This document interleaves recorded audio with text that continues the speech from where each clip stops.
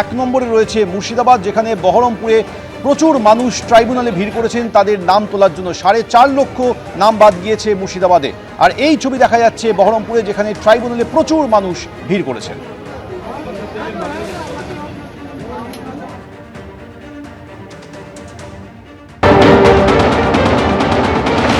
আমার বাবার মায়ের 3 জনারই, আমি বহরমপুরেই জন্মেছি।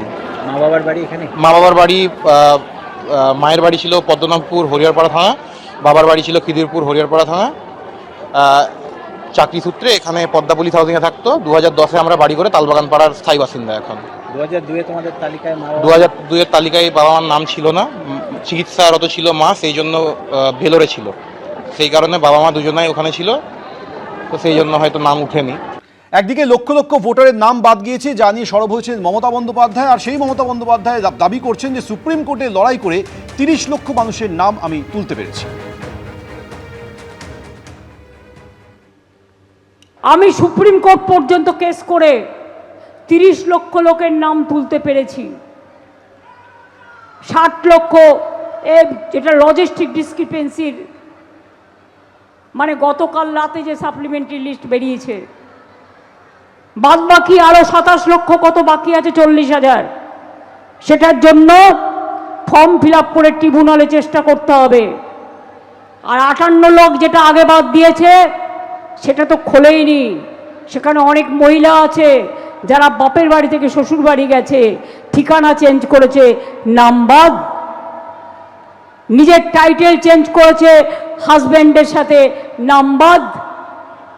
আপনারা কি জানেন মাদার টেরিজা যিনি নোবেল পুরস্কার পেয়েছিলেন, মিশন অফ চ্যারিটিজ, সেখানকার 300 ভোটও বাদ দিয়ে দিয়েছে। ভারত সেবাশ্রম সংঘের অনেক সাধুর ভোট বাদ, বেলুর মঠে অনেক সাধুর ভোট বাদ।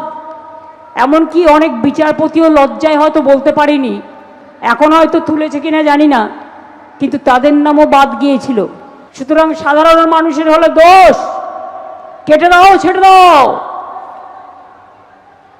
আর যখন বিচারে দেখেন আপনারা আপনাদের নামটাও কেটে দেয়, তখন কিন্তু আমাদেরও মনে হয় যে কত বড় সাহস। সাধারণ মানুষ থেকে বিচারপতি সবার নামই এরা নামের ভুল করেছে এবং নিজেরা নামের ভুল করেছে, আর দোষ চাপাচ্ছে মানুষের ঘাড়ে। নাগরিকরা ভোটার তালিকায় থাকবে, ভারতের নাগরিক যারা নন তারা ভোটার তালিকায় থাকবে না। আমাদের দাবি স্পষ্ট, যদি এর মধ্যেও কেউ বাদ গিয়ে থাকে, যারা ট্রাইব্যুনালে গেছেন তাদের মধ্যেও যারা ভারতের নাগরিক, তাদের নামও ভবিষ্যতে আসবে।